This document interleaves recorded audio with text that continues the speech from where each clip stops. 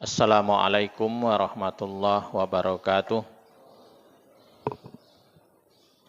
Innal hamdalillah nahmaduhu wa nasta'inuhu wa nastaghfiruh wa na'udzu billahi min syururi anfusina wa min sayyiati a'malina. May yahdihillahu fala mudhillalah wa may yudlil fala hadiyalah. Asyhadu an la ilaha illallah wahdahu la syarikalah wa asyhadu anna Muhammadan abduhu wa rasuluhu la nabiyya ba'da. Allahumma salli wa sallim wa barik ala Muhammad wa ala alihi wa sahbihi ajmain. Atslu ma uhiya ilaika minal kitab wa aqimis shalah innas sholata tanha anil fahsya wal munkar wa la dzikrullahi akbar. Wallahu ya'lamu ma tasna'un. Shadaqallahul azim, amma ba'du. Bapak-bapak, ibu-ibu, jamaah subuh rahimakumullah. Senantiasa kita memuji dan bersyukur kepada Allah, alhamdulillah. Pujian dan rasa syukur yang sebanyak-banyaknya, yang senantiasa kita upayakan mengucapkan kalimat syukur itu. Walau dalam keadaan bagaimanapun, rasa syukur itu terus kita ucapkan, kita ungkapkan, kita aplikasikan di dalam kehidupan. Sehingga kita ini senantiasa diberkahi di dalam setiap amal, di dalam kehidupan. Sehingga kita ini senantiasa dirahmati oleh Allah, ditolong oleh Allah. Orang-orang yang senantiasa bersyukur, Allah akan menganugerahkan nikmat yang lebih. Salawat serta salam senantiasa juga kita mohonkan agar tercurahkan pada Nabi kita, Nabi Muhammad sallallahu alaihi wasallam, serta keluarga, para sahabat dan pengikut beliau hingga akhir zaman. Bapak Ibu jamaah subuh rahimakumullah. Adapun kajian subuh kita kali ini yaitu kita akan angkat tentang ibadah sholat. Bukan tentang gerakan, tentang bacaannya, tapi kita coba melihat rahasia di balik ibadah sholat. Atau hikmah-hikmah apa ada di dalam ibadah sholat itu. Karena ibadah sholat ini kita sudah tahu dan sudah sering lakukan. Ternyata ibadah sholat ini ada rahasia-rahasia di dalamnya. Di mana kebanyakan orang hanya sekedar melaksanakan ibadah ini sebagai ritual, sebagai kewajiban atau melepaskan kewajiban. Dia tidak begitu antusias untuk mempelajari satu ibadah ini. Padahal ibadah ini dikatakan di dalam Al-Quran, surah Al-Ankabut ini, wala dzikrullahi akbar. Ibadah sholat ini adalah lebih besar, lebih utama dari ibadah-ibadah yang lain. Sebutlah ibadah apa saja, ibadah sholat adalah lebih utama. Ini ayat yang mengatakan ini. Al-Ankabut 45. Baik Bapak Ibu yang saya hormati, karena ibadah sholat ini sangat luar biasa, tentunya ibadah ini tidak mungkin tidak ada hikmah. Tidak mungkin dia tidak ada manfaat. Pasti ada rahasia-rahasia besar di dalam ibadah sholat. Semakin banyak kita mengetahui sebuah rahasia Bapak Ibu, tentunya kita akan semakin menyenangi. Misalnya sebuah ritual, kita sudah tahu rahasianya, hikmahnya, pahalanya umpama. Kita akan lebih senang mungkin memperbanyak ibadah sholat ini. Ada banyak orang, mudah-mudahan tidak termasuk kita Bapak Ibu. Dia sekedar melakukan atau melaksanakan ibadah sholat ini, sekedar melepaskan kewajiban. Katakan lagi. Dan dia hanya mengerjakannya yang wajib saja. Tidak dia berusaha untuk menambah hal-hal yang sunnah. Sholat sunnah. Padahal kalau dihitung Bapak Ibu, lebih banyak sholat sunnah daripada sholat wajib Pak. Lebih banyak sholat sunnah. Sholat wajib kan hanya 5 kali dan 17 rakaat. Kalau ibadah sunnah banyak, Bapak. Baik, Bapak Ibu yang saya hormati. Yang pertama, rahasia ibadah sholat itu, ternyata sholat itu adalah sebuah media untuk berkomunikasi dengan Allah Subhanahu wa taala. Media yang sangat baik untuk berkomunikasi kepada Allah Subhanahu wa taala. Di mana di dalam sholat itu banyak doa-doa, banyak pujian-pujian, dan gerakan-gerakan.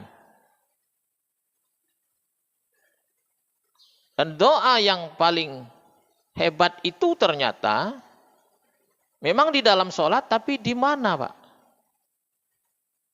Di dalam sujud, Bapak Ibu. Karena di saat sujud itu saat terdekat seorang hamba kepada Allah.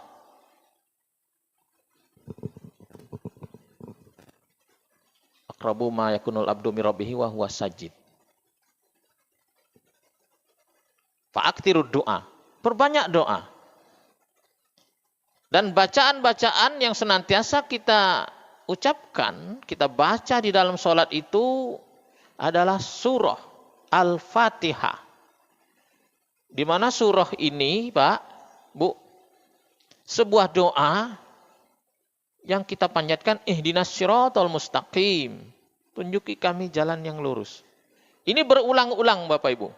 Sehingga orang yang sholat itu dia akan tercerahkan. Doa ini kan doa sapu jagat. Doa yang sangat hebat, Pak. Berarti orang-orang yang tidak sholat itu dia belum mendapatkan hidayah. Belum dia memohon hidayah. Ihdinas siratal mustaqim. Tunjuki kami jalan yang lurus. Memang sebuah doa itu, Bapak Ibu, harus diulang-ulang. Harus diulang-ulang. Ada sebuah anekdot. Seseorang itu setiap hari berdoa panjang terus. Setiap hari, Pak. Sudah sholat berdoa panjang. Setiap sholat berdoa. Kemudian ada yang mengatakan, mengapa dia tidak mempercepat doanya dengan doa yang sangat ringkas? Dia buka doa. Ya, bilang saja begini, ya Allah, seperti yang kemarin saja ya Allah, amin. Doa lagi. Ya Allah, yang kemarin itulah ya Allah, amin. Tapi ternyata tidak, Pak. Dia harus melakukan lagi doa itu, menyebutkannya lagi. Tunjuki kami jalan yang lurus. Besok lagi tunjuki kami jalan yang lurus. 5 kali, Pak. 5 waktu. 5 waktu ini 17 kali kita mengucapkannya. Tunjuki kami jalan yang lurus ya Allah. Tunjuki kami jalan yang lurus ya Allah. Kita tidak disuruh mengucapkan yang kemarin saja ya Allah. Karena doanya panjang, yang kemarin doa yang kemarin ya Allah. Tidak seperti itu. Dia harus diulang kembali. Jadi kalau ada orang yang mengatakan doanya panjang, kan, omong baik yang cak kemarin, Allah kan tahu, tapi tidak seperti itu. Jadi komunikasi manusia sebagai makhluk ini sangat membutuhkan sebuah sarana komunikasi untuk menenangkan jiwanya. Karena Allah itu maha, Pak. Maha yang tidak terbatas, yang tidak terjangkau, maha kuat, maha tahu, yang memberikan solusi. Sehingga sholat ini dijadikan oleh Allah untuk sebuah sarana berkomunikasi kepadanya. Kalau kita melihat bagaimana sejarah sholat, Bapak Ibu, ternyata sholat ini ibadah yang spesial dibanding ibadah yang lain. Karena ibadah sholat ini dia dijemput langsung menghadap Allah, diterima langsung kepada Allah, dari Allah. Bukan melalui perantara Jibril atau perantara wahyu, enggak. Tapi dia langsung dari Allah kepada Nabi Muhammad. Itu istimewanya ibadah sholat. Yang kedua, Bapak Ibu, ibadah sholat ini ternyata bisa merubah perilaku. Walaupun tidak bisa kita mengeneralkan, Mbak. Secara umum orang sholat itu sudah baik semuanya, tidak bisa memang. Tapi ibadah sholat ini sebuah sarana untuk menjadikan seseorang itu menjadi lebih baik. Dia akan merubah perilaku. Sesuai dengan ayat Al-Quran ini. Inna sholat tanha anil fahsya wal munkar. Dia akan mencegah. Bayangkan sebuah ibadah bisa mencegah perbuatan keji. Perbuatan munkar. Itulah ibadah sholat. Kalau seseorang itu sudah sholat, insya Allah dia lambat laun dia akan menjadi lebih baik. Karena dia berkomunikasi dengan Sang Maha. Sang Maha luar biasa. Maha tahu, Maha hebat. Hari ini manusia tidak bisa mendeteksi Allah itu, Pak. Tidak bisa. Dia hanya bisa melalui nama-namanya saja. Bagaimana zatnya itu tidak bisa manusia. Karena manusia ini kan yang diciptakan oleh Allah. Bahkan kalau dikatakan, Pak, di mana keberadaan Allah itu?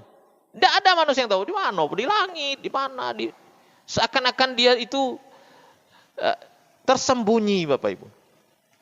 Padahal Allah itu kan zahir, tapi ada satu juga asma al-batin, dia tersembunyi. Kalau kita, Pak, nyumput, Pak, di mana saja pasti tahu. Bisa dideteksi. Apalagi hari ini zaman canggih, bisa dideteksi melalui satelit, Pak. Bumi ini dideteksi melalui satelit. Bisa. Di tempat mana saja di permukaan ini bisa dideteksi.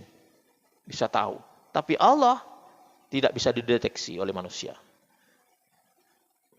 Ternyata Allah juga memberikan kelebihan kepada makhluknya yang namanya manusia.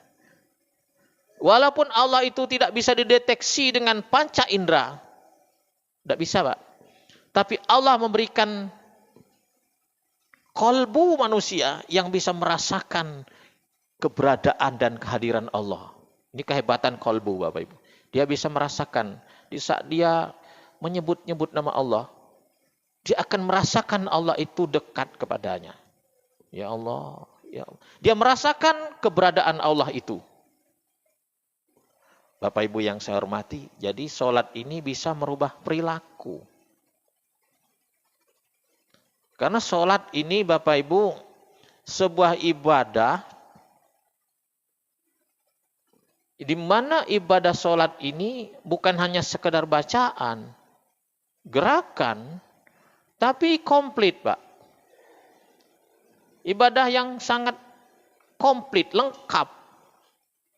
Mulai dari takbiratul ikram, mengangkat tangan, dimulai dari takbir, disudahi dengan salam. Kemudian di situ ada gerakan-gerakan, ada bacaan-bacaan, ada doa-doa. Sehingga membuat seorang hamba itu bisa menjadi lebih baik. Perilakunya. Nah, nanti akan bisa terlihat lebih jelas mengapa seorang hamba ini bisa menjadi lebih baik. Baik, Bapak Ibu. Selanjutnya sholat ini, Bapak Ibu, sholat ini ternyata adalah sebuah sarana atau sebuah cara untuk menggembleng manusia itu sendiri. Untuk melatih. Seseorang yang sering sholat atau sudah akimis sholat, menegakkan sholat. Dengan sholat itu dia menempa dirinya dalam hal apa? Pertama dalam hal kedisiplinan. Seorang yang sering sholat, yang memang sholatnya 5 waktu, atau dia menambah sholat dengan sholat sunnah, berarti dia sedang belajar disiplin, Mbak. Disiplin apa? Disiplin waktu. Sholat itu kan ada waktu-waktunya. Tidak bisa sholat itu tidak pada waktunya. Kita mau kuta. Sudah ditetapkan waktunya. Subuh. Itu di saat subuh. Tidak bisa kita sholat subuh di tengah hari, Pak. Tidak bisa. Dan subuhnya ini, jamnya ini, waktunya itu pun ada waktunya. Bukan subuh itu jam Jam 4 kita sudah melakukan sholat subuh, tidak bisa. Atau nanti jam 7. Kalau sudah jam 7 itu bukan subuh lagi, namanya itu duha. Jadi melatih disiplin waktu. Seseorang yang melatih kedisiplinan, ini akan menghasilkan hal yang luar biasa. Dia akan menghasilkan hal-hal yang besar. Jadi seseorang yang sholat ini dia bisa menghasilkan sesuatu yang spektakuler sebenarnya. Dengan melalui kedisiplinan waktu. Karena orang yang sukses itu salah satunya adalah disiplin dalam hal waktu. Mulai waktu, dia mulai bekerja, dia mulai berpikir, dia mulai beraktivitas, dia mulai melakukan sesuatu hal.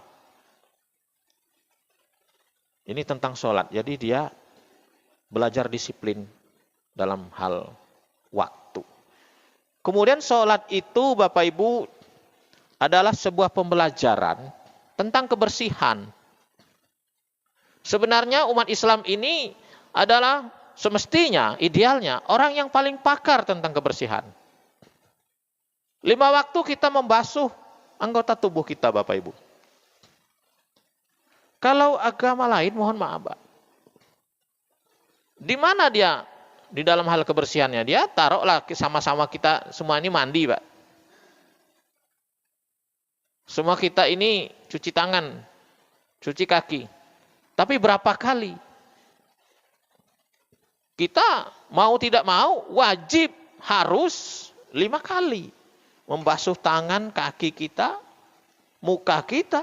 Harus dibersihkan 5 kali, Pak. Kalau orang yang tidak sholat, taruhlah orang Islam atau non-muslim lah,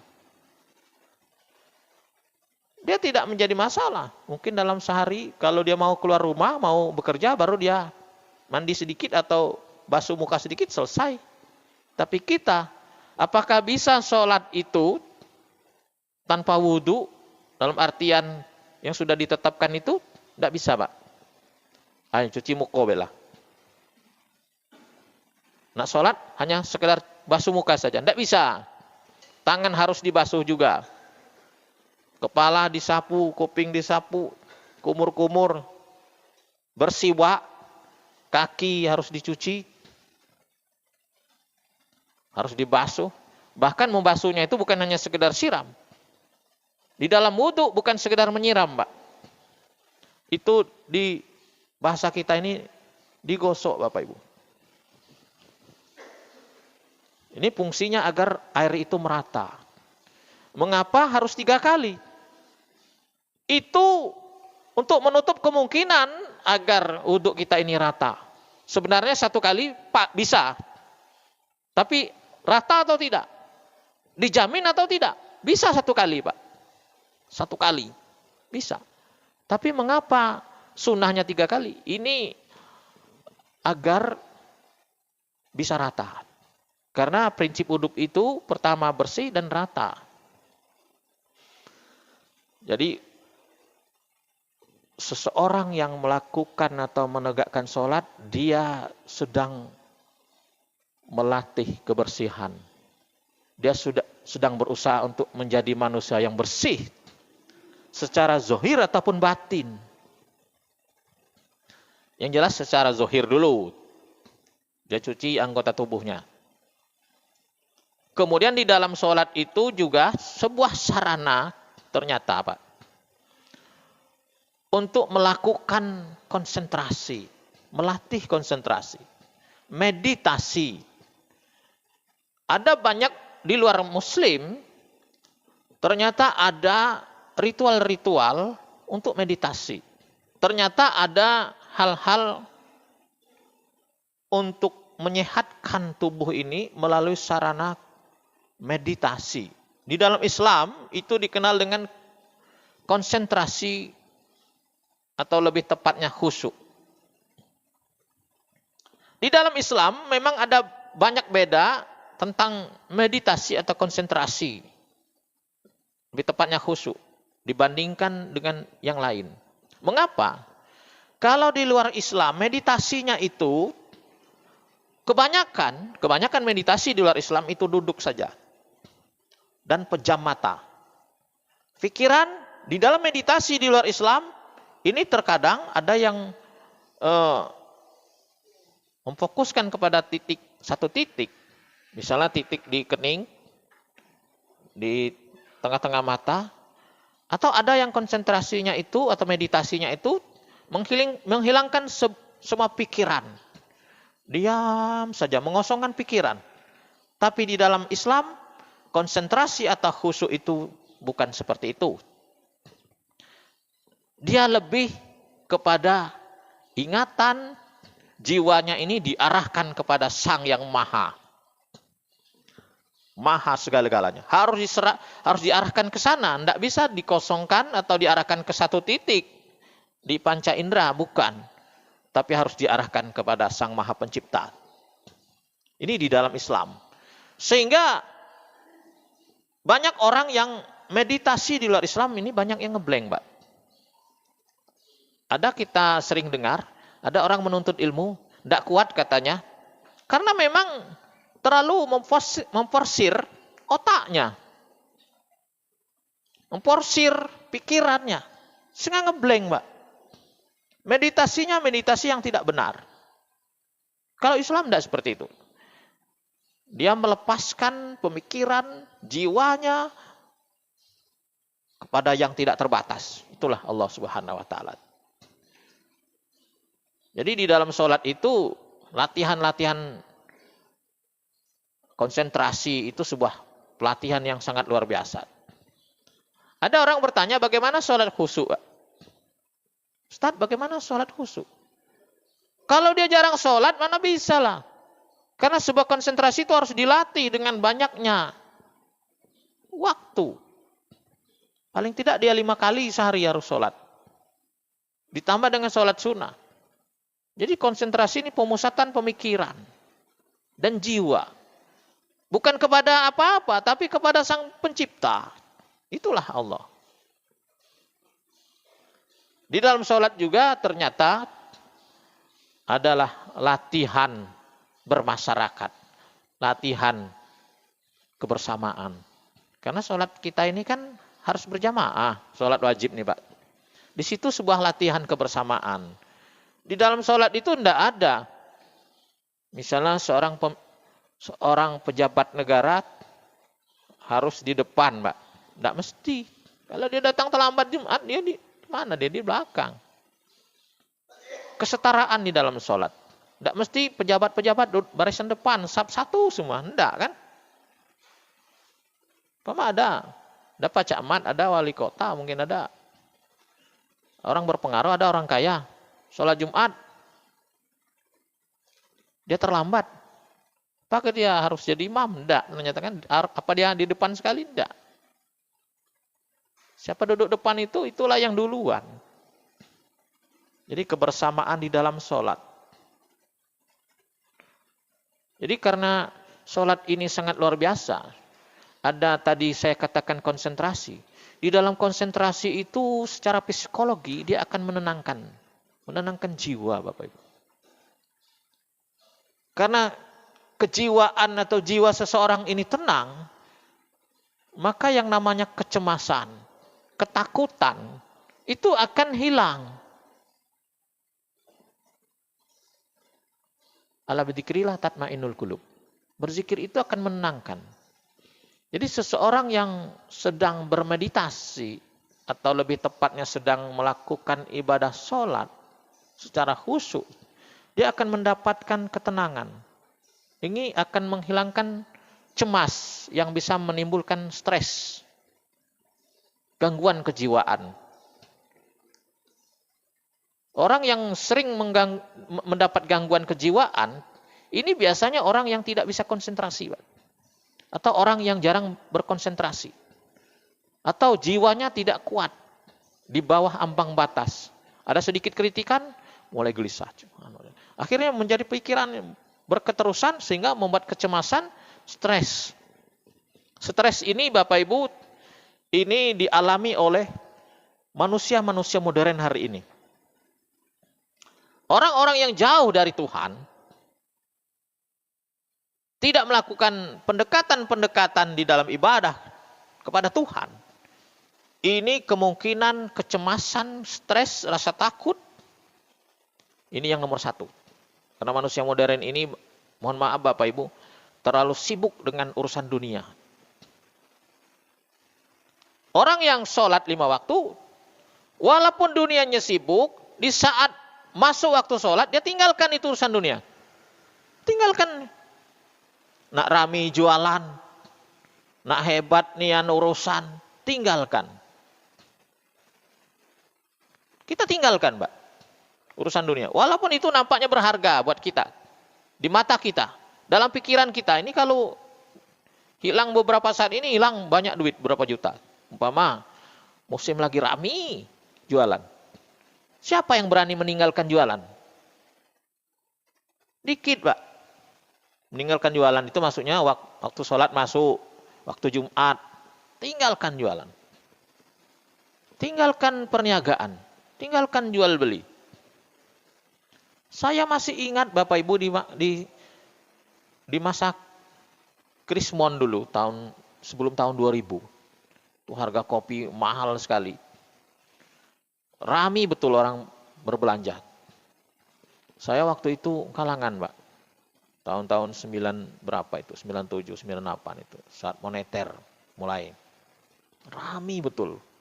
Pasar Impres mungkin rami, Pak. Rami, Pak ya, waktu itu. Di kalangan juga, Pak. Kalangan ini pasar tradisional di desa-desa, di dusun-dusun. Rami luar biasa. Orang beli itu antri. Orang beli antri, Pak. Bahkan ada beberapa pedagang itu, di saat dia pergi membawa dagangannya, satu bal besar, pulangnya tinggal separuh, tinggal seperempat, Pak. Saking banyaknya orang beli. Dan orang yang mau bayar, ini antri, nak nunjuk duit bayar, Pak. Bayar ini, bayar ini. Sehingga ini menyebabkan orang meninggalkan sholat Jumat. Meninggalkan sholat wajib. Apalagi di hari Jumat. Di hari Jumat ini saya kalangan dulu daerah Bengkok namanya. Kalau tidak ke Bengkok, ke Surulangun. Kalau tidak tuh ke Moraklingi, Pak. Wah, itu luar biasa. Saya lihat dengan mata kepala saya sendiri. Ini ujian dunia, Bapak Ibu. Sama ujiannya dengan Nabi Musa, umat Nabi Musa. Di pinggir pantai, para nelayan. Di hari Sabtu itu ikan sangat banyak. Sama seperti itu. Di saat hari ibadah, rezeki untuk nangkap ikan-ikan itu jinak-jinak di hari ibadah. Bani Israel itu kan ibadahnya hari Sabtu. Nah, fakta sewaktu moneter itu di hari Jumat itu banyak sekali. Sehingga orang yang pergi ke masjid, Pak, yang jualan di pasar, orang yang pergi ke masjid itu, saya hitung, tidak sampai 10 jari, Pak Asbi. Dari pasar ke masjid ini tidak terlalu jauh. Tidak terlalu jauh, begitu tidak.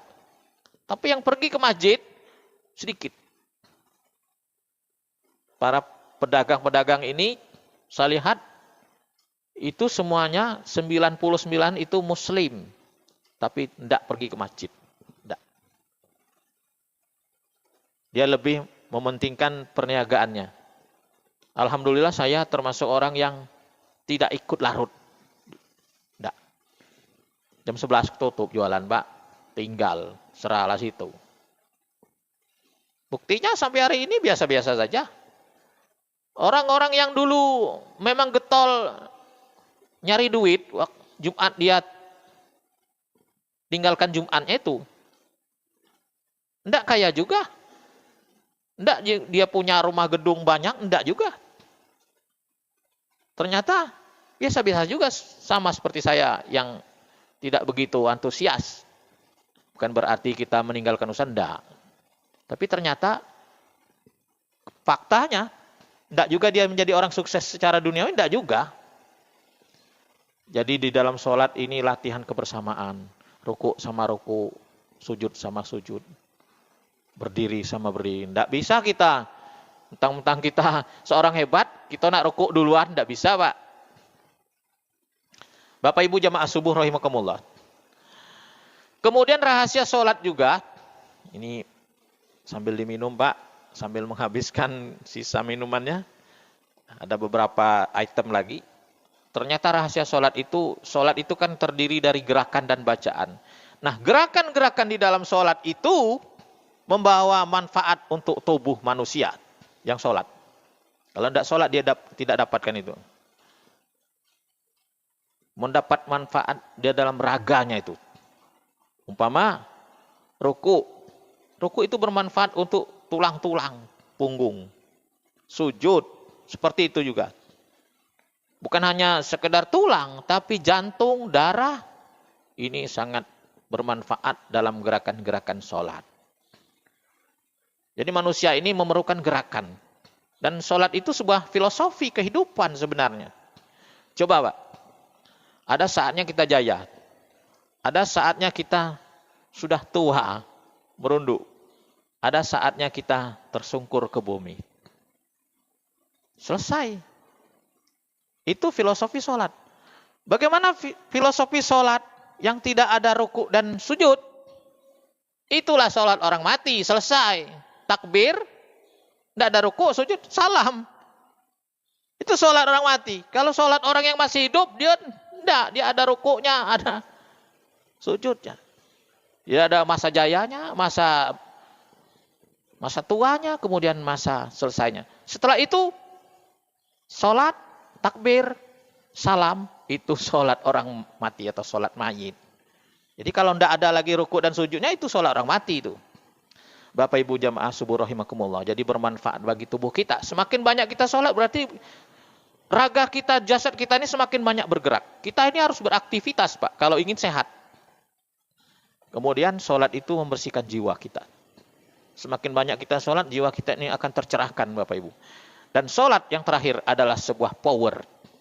Banyak orang tidak tahu, sholat itu sebuah power, sebuah kekuatan, sebuah solusi. Wasta'inu bis-sabri was-sholat.